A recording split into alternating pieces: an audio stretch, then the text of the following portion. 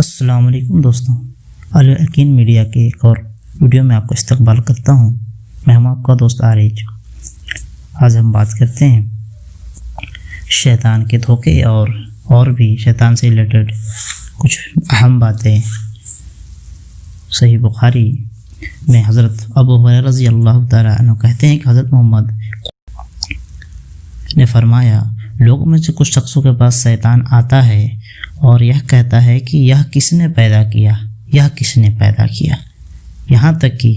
مطلب وہ وسوسہ ڈالنا شروع کرتا ہے کہ یہ کس نے پیدا کیا، یہ چیز کس نے پیدا کیا، یہ چیز کس نے پیدا کیا، اس طرح سے پیدا، یہاں تک کہ یہ سوال کرنے لگتا ہے کہ خدا کو کس نے پیدا کیا، نعوذ باللہ۔ تو جب شیطان اس سوال پر پہنچے تو انسان کو چاہیے کہ خدا سے پناہ مانگے اور اس کو چھوڑ دے، اس خیال کو ترک کر دے۔ یعنی کہ شیطان وسوسہ ڈال کے انسان کا دماغ خراب کرتا رہتا ہے، تو اس کے چاہیے کہ اللہ کی پناہ مانگے۔ اچھا، حضرت عبداللہ بن عمر رضی اللہ تعالیٰ کہتے ہیں کہ میں نے دیکھا کہ حضرت محمد صلی اللہ علیہ وسلم مغرب کی طرف اشارہ کر کے فرماتے تھے کہ ہوشیار ہو جاؤ، فتنہ ادھر سے شروع ہوگا۔ 2 بار فرمایا اور فرمایا ادھر سے شیطان کا سنگ پیدا ہوگا، مغرب کی طرف۔ حضرت جابر رضی اللہ تعالیٰ کہتے ہیں کہ نبی کریم صلی اللہ علیہ وسلم نے فرمایا، یعنی یہ صلی اللہ علیہ وسلم ترتیب کر رہے ہیں امت کو، فرمایا کہ جس وقت رات شروع ہو تو اپنے بچوں کو باہر نکلنے سے روکو، کیونکہ اس وقت شیطان پھیل جاتے ہیں۔ یعنی کہ جب رات کا وقت شروع ہو، یعنی کہ مغرب کے اذان کے بعد جس وقت رات شروع ہو تو اپنے بچوں کو باہر نکلنے سے روکو، کیونکہ اس وقت شیطان پھیل جاتے ہیں۔ پھر شام کا کچھ حصہ گزر جائے تو ان کو چھوڑ دو اور بسم اللہ کہہ کر دروازہ بند کر دو، اور پھر بسم اللہ پڑھ کر مسکیجے کا منہ باندھ دو، یعنی کہ جو بھی چیز کھلی ہوئی ہے اس کو بند کر دو، اور خدا کا نام لے کر برتنوں کو ڈھک دو۔ اگر بند کرنے کی کوئی چیز نہ ملے تو اس کے بدلے میں کچھ چیز رکھ دو، تو اس کے بدلے میں ہی کچھ چیز رکھ دو۔ اچھا، حضرت سلیمان بن شید رضی اللہ تعالیٰ عنہ کہتے ہیں کہ میں حضرت صلی اللہ علیہ وسلم کے ساتھ تھا کہ 2 شخصوں کو آپس میں گالی گلوچ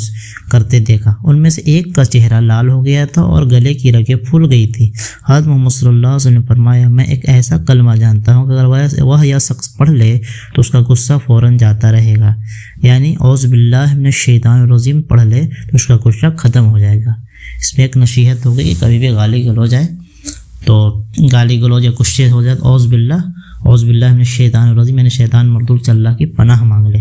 تو اللہ تعالیٰ اس کے دل کو نرم کر دیں گے، ٹھنڈا کر دیں گے۔ حضرت ابو ہریرہ رضی اللہ تعالیٰ کہتے ہیں کہ حضرت محمد رسول اللہ صلی اللہ علیہ وسلم نے فرمایا، جمہائی شیطان کی حرکتوں میں سے ہے، یعنی کہ جمہائی جو آتی ہے وہ شیطان کی حرکتوں میں سے ہے۔ اگر تم میں سے کسی کو جمہائی آ جائے تو جہاں تک ہو سکے اسے روک لو، یعنی کہ جہاں تک ہو سکتا ہے آپ اپنے جمہائی کو روک لیں۔ جب تم میں سے کوئی جمہائی لیتا ہے تو شیطان ہنستا ہے۔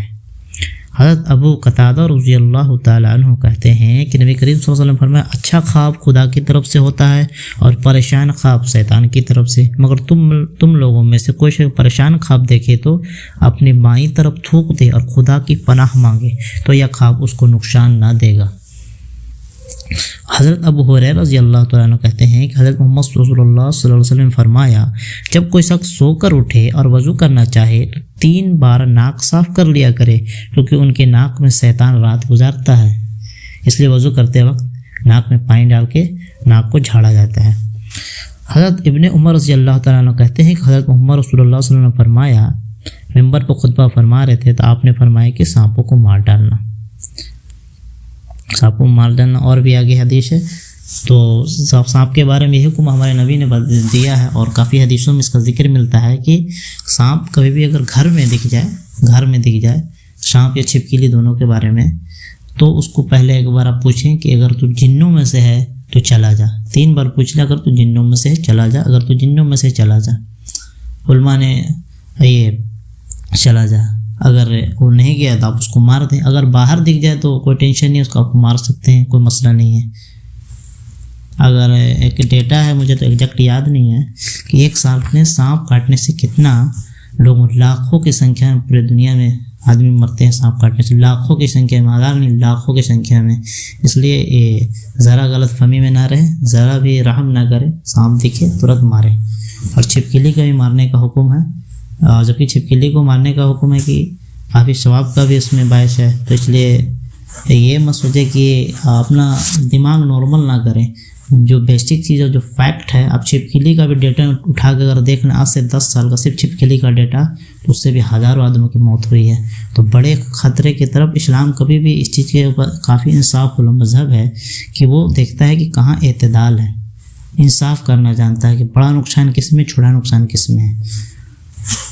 اچھا، ایک اور حدیث میں حضرت ابو ہریرہ رضی اللہ عنہ کہتے ہیں کہ حضرت محمد رسول اللہ صلی اللہ علیہ وسلم نے فرمایا کہ کفر کا سیرا پورب کی طرف ہے، کفر کی شیرہ پورب کی طرف ہے، اور فقر و تکبر گھوڑے اونٹ والوں میں ہیں اور چرواہوں میں، جو جنگل کے رہنے والے اور اونٹ کے بالوں سے گھر بنانے والے اور بکری والوں میں نرمی ہوتی ہے۔ یعنی کہ کچھ خصوصیات صلی اللہ علیہ وسلم نے فرمایا کہ کفر کا سیرہ پورب کی طرف ہے اور فقر و تکبر گھوڑے اور اونٹ والوں میں ہے، یعنی کہ فقر و تکبر گھوڑے اور اونٹ والوں میں ہے، اور چرواہوں میں، جو جنگلوں کے رہنے والے اور اونٹ کے بالوں سے گھر بنانے والے ہیں، اور بکری والوں میں نرمی ہوتی ہے۔ حضرت عقبہ بن عمر رضی اللہ تعالیٰ عنہ کہتے ہیں کہ حضرت محمد رسول اللہ صلی اللہ علیہ وسلم نے اپنے ہاتھ سے یمن کی طرف اشارہ کیا اور فرمایا کہ یمن والوں میں سے ہے، مگر دل کی سختی اونٹ والوں میں ہے، جو کہ اونٹ کے پاس اس ملک میں رہتے ہیں جہاں سے شیطان کے دونوں سنگ نکلیں گے، یعنی قبیلہ مضر اور ربیہ۔ یہ کچھ حدیث کا حصہ تھا۔ ایک اور حدیث میں حضرت ابو ہریرہ رضی اللہ عنہ کہتے ہیں کہ نبی کریم صلی اللہ علیہ وسلم نے فرمایا، جس وقت تم مرغے کی آواز سنو، میں نے پچھلے ویڈیو میں آپ کو بتایا تھا اور یہ حدیث سے میں آپ کو پڑھ کے سناتا ہوں، جس وقت تم مرغے کی آواز سنو تو اللہ سے بہتری کی دعا کرو، یعنی کہ اللہم انی اسألک من فضلک، کیونکہ وہ فرشتے کو دیکھتا ہے۔ اور جب تم گدھے کی آواز سنو، گدھے کی اور کتے کی بھی جو رونے کی آواز ہوتی ہے تو سنو، تو شیطان سے خدا کے ذریعے پناہ مانگو، کیونکہ وہ شیطان کو دیکھتا ہے۔ ہماری آنکھیں اللہ تعالیٰ نے شیطان سے پردے میں رکھی، یہی تو آزمائش ہے۔ شیطان نے مہلت مانگی اور بہت ساری پاور مانگی اللہ تعالیٰ سے، تو یہ بھی مانگا کہ میں نہیں دیکھوں، چونکہ یہی تو کھیل ہے۔ اچھا، حضرت ابو ہریرہ رضی اللہ تعالیٰ عنہ کہتے ہیں کہ حضرت محمد رسول اللہ صلی اللہ علیہ وسلم نے فرمایا، جب تم میں سے کسی کے پینے کی چیز میں مکھی گر گئے تو چاہیے کہ اس کو ڈبو کر پھینک دو، کیونکہ اس کا ایک پر میں بیماری ہے، دوسرے میں شفا ہے۔ یعنی کہ مکھی کبھی بھی گر جائے چائے میں، دال میں، کھانے میں، تو اس کو پورا ڈبو دیں۔ آپ اس سے یہ نہ کریں، یہ نبی کا زبان کی بات ہے، اور نبی کوئی اپنے طرف سے نہیں بولتے، اللہ کی طرف سے ہے، اور اللہ جو تمام جہانوں کو بنانے والا ہو، ایسی کسی چیز کا بارے میں نصیحت نہیں کرتا ہے۔ آپ اسے تحقیقات کر لیں، ایسے اس میں جواب بھی دیا گیا ہے کہ جب تم میں سے کسی کے پینے کی چیز میں مکھی گر پڑے تو چاہیے کہ اس کو ڈبو کر پھینک دے، کیونکہ اس کے ایک پر میں بیماری، دوسرے میں شفا، یعنی کہ دونوں اگر ایک کو پھینک دیں گے، اس میں بیماری والی مان لیے کہ آپ ایسے پھینکیں، اتفاقاً ہوا کہ جو بیماری والی وہ اندر ہے کہ شفا والی اس کے پر باہر ہے، تو پھر آپ کو تو نقصان کرے گا، لیکن اگر دونوں آپ ڈبا دیں گے تو بیماری اور شفا والی مل جائے گی اور کینسل ہو جائے گی۔ یعنی کہ جب بھی اکول اپوزٹ ملتا ہے تو کینسل ہو جاتا ہے، آپ یہ بھی جانتے ہیں سائنس کے حساب سے بھی، جہاں بھی ایسڈ اور جو ہوتا ہے ایسڈ اور بیس ملتا ہے تو نیوٹرل ہو جاتا ہے۔ اچھا، اس کے بعد بات کرتے ہیں، حضرت ابو ہریرہ رضی اللہ تعالیٰ کہتے ہیں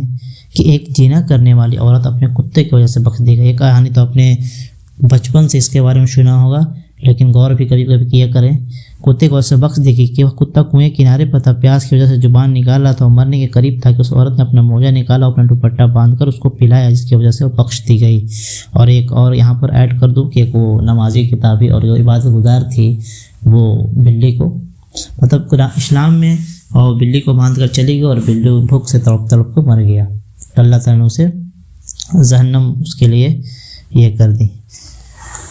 تو یہ اس میں ایک نصیحت ہے، اسلام میں خوبصورتی ایک یہ ہے کہ وہ لوگوں کے حقوق، چاہے کسی بھی چیز کو، جانور کا حقوق ہو، انسانوں کے حقوق کو بڑا خیال رکھتا ہے، بہت خیال رکھتا ہے،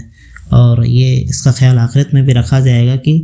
کوئی کتنا بڑا بھی نمازی کتابی ہو، اگر کسی کا حق مارا ہو تو وہ حق اس کو دیا جائے گا اس کے ثواب میں سے نکال کے، اور کہ کوئی شخص تو ایسا ہو جائے گا کہ اس کی ساری نیکیاں چلی جائے گی، یہاں تک کہ بعد میں فرمایا جائے کہ اب کیا کیا، جس کی نیکی ختم ہو گئی سارے حق ادا کرتے کرتے، تو اس کا یہ سولوشن نکالا جائے گا کہ جتنے بھی جو جتنے بھی جو جن کو حق ہے، جس کا حق یہ ہمارا ہے، اس کی ساری جو گناہ ہیں اس کے اوپر ڈالو، تو ایسے کر کر کے اس کا گناہوں کا ایک پہاڑ لے کے وہ چلا جائے گا جہنم میں۔ تو اللہ تعالیٰ ہمیں اس تمام باتوں پر غور و فکر کرنے کی توفیق دے، ایک ایک چیز پر غور فکر کریں۔ کوئی چیز ایسے نہیں کہ ہوا میں باتیں ہو رہی ہے، سب ہمارے نبی ہمارے سو بنانے والے ہیں اللہ اور اس کے رسولوں کی باتیں ہیں، تمام انبیاء کرام کی باتیں، کوئی ہوائی کی باتیں نہیں ہیں۔